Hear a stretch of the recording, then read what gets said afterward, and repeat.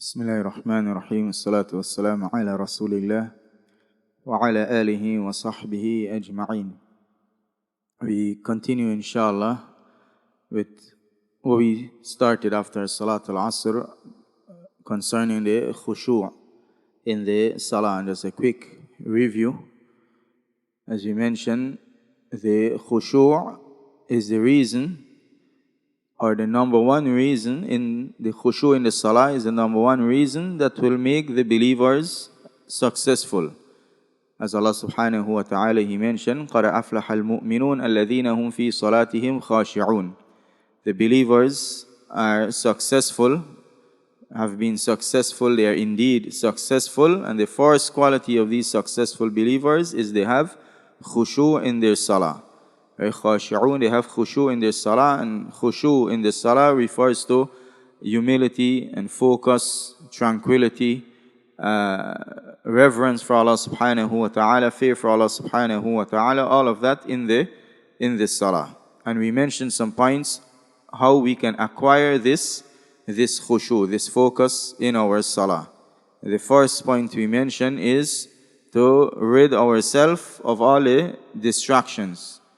To rid ourselves of all the distractions, those things that will prevent the Khushoo. And we mentioned some evidence with regards to that. And then we mentioned the second is to focus on contemplating on the meaning and understanding the meaning of the Salah. And we can't do that if we don't know what we are reading. The translation if we don't know Arabic, and also the explanation of that translation. And the third point we mentioned was what?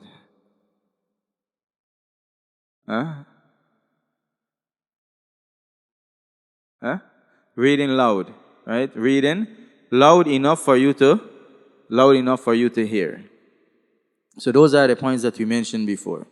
We add 2 or 3 other points in gaining the Khushoo, and we explain all of those 3 points. I'm going to ask Abu Masjid, inshallah, he's going to upload it on YouTube for review.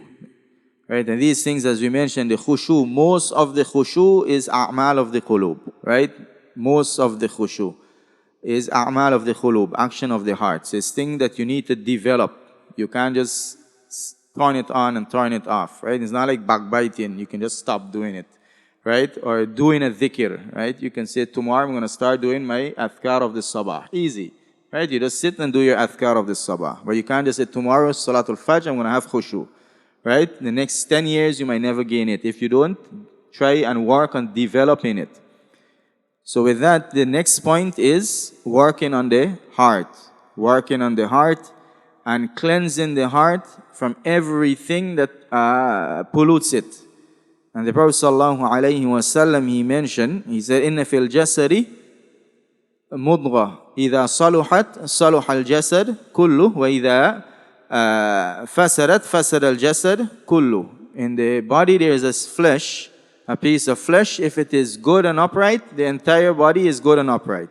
Meaning all of the actions, everything else is going to be good and upright. And if it is corrupt, everything else is going to be corrupt. So if that heart is corrupt, then definitely there is no Khushoo that the heart is going to gain. So fixing the heart and focusing on the heart by cleansing it of things that are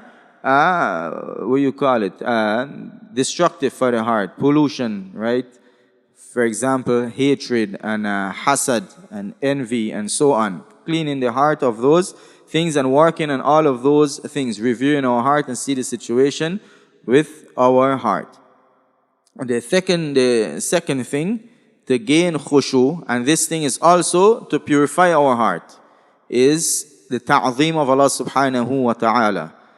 Working on our reverence for Allah and having fear for Allah and having respect for Allah and greatness for Allah subhanahu wa ta'ala is going to help in purifying the heart, and is going to help when we stand before Allah to gain the Khushoo. As the companions and the tabi'een, when they will stand before Allah subhanahu wa ta'ala, right, some of them, their color, their faces would change, right? They reach that level of Khushoo. Why is it their faces will change? Some of them, they will tremble and so on.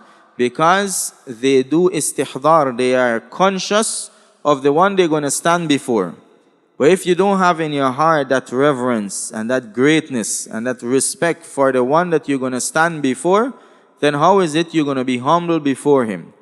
Right? And preparing ourselves for that. That's why we mentioned it's not befitting, and it contradicts all of these meaning if you're approaching the salah with giggling and laughing and joking, and so all of that does not befit the approach of the salah, and it contradicts what the companions and the tabi'een and the Prophet sallallahu alaihi wasallam what they were upon. And Allah subhanahu wa ta'ala, He mentioned that about the believers. إِذَا ذُكِرَ اللَّهُ وَجِلَتْ قُلُوبُهُم. When Allah is being mentioned, their hearts tremble. So what about if they stand before Allah subhanahu wa ta'ala and preparing to worship Allah subhanahu wa ta'ala? So that is the second thing, and that is our reverence for Allah subhanahu wa ta'ala, and working on that ta'zeem. And how are we going to gain the ta'zeem of Allah subhanahu wa ta'ala? The best way is studying the Quran from the beginning to the end and reviewing the Quran. And with studying the Quran, you're going to gain all of the ahadith that goes along with the explanation of the Quran. When you study the Quran, especially those surah Makkiyah, those Meccan surahs that were revealed before the hijrah of the Prophet sallallahu alaihi wasallam, those surah, it focus on the ta'zeem of Allah subhanahu wa ta'ala and singling out Allah subhanahu wa ta'ala for worship and the greatness of Allah subhanahu wa ta'ala. For example, when we study Surah Safat, right, we mentioned Allah subhanahu wa ta'ala, He swore by the angels. And one of the benefit Allah subhanahu wa ta'ala swore by these angels, right, that are great in their size and their magnificence. The angel Jibreel alayhi salam, when he spread his wings, it covered the entire horizon.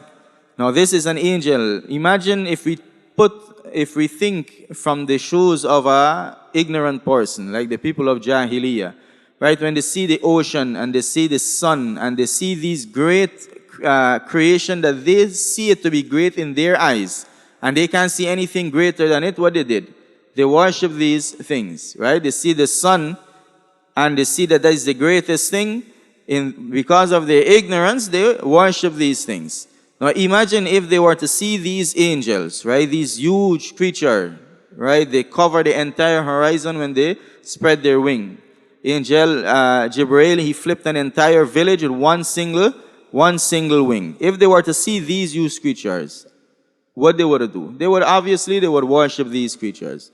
Now imagine these huge creatures bowing and prostrating to someone, right? An ignorant person would think that these things has nothing to fear. And then you see these things that you think they have nothing to fear, bowing and prostrating to someone. That alone, right? And the many other signs of the greatness of Allah, it shows and reflects the greatness of Allah subhanahu wa ta'ala. So thinking about the greatness of Allah subhanahu wa ta'ala, and that is from amongst the greatest way to gain khushoo of Allah subhanahu wa ta'ala in the salah, is to reflect and to contemplate over the greatness of Allah. And you can't do that if you're not constantly remembering and reviewing the greatness of Allah. And the best review, the best school and the best mechanism and technique to be on is the Quran, from the beginning to the end, and then from the beginning to the end, and then from the beginning to the end. And again, that emphasize the importance of the Arabic language. If you don't have the Arabic language, it's going to be a longer process, right? With the Arabic language, it's a